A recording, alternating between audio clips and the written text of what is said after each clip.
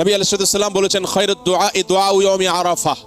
আরাফাতের দিনে দোয়াকে নবীজি বলেছেন আরাফাতের দিনের দোয়া হলো সবচেয়ে সেরা দোয়া। বছরের যে কোনো সময়ের মধ্যে সেরা দোয়া হলো আরাফাতের দিনের দোয়া।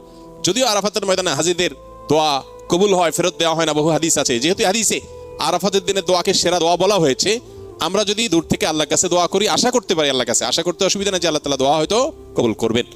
দ্বিতীয়ত নবী আলাইহিস সালাম বলেছেন খায়রুমা আনা কুলতু আনা ওয়ান নাবিয়্যুনা মিন ক্বাবলি লা ইলাহা ইল্লাল্লাহু ওয়াহদাহু লা শারীকা লাহু লাহুল মুলকু ওয়া লাহুল হামদু ওয়া হুয়া আলা কুল্লি শাইইন কাদির। আরাফাত দিনে নবী আলাইহিস সালাম বলেছেন আমি এবং আমার পূর্বে নবী রাসূলরা যত দোয়া আল্লাহর কাছে করেছেন এর মধ্যে সবচেয়ে সেরা হলো এটা, লা ইলাহা ইল্লাল্লাহু ওয়াহদাহু লা শারীকা লাহু লাহুল মুলকু ওয়া লাহুল হামদু ওয়া হুয়া আলা কুল্লি শাইইন কাদির। এটা আমরা বিশেষ করে পাঠ করব। আরাফাত দিনে হাজী সাহেবদের জন্য রোজা রাখা নিষেধ, বেশি বেশি দোয়া করবেন তারা তাদের জন্য করণীয় আমলগুলো।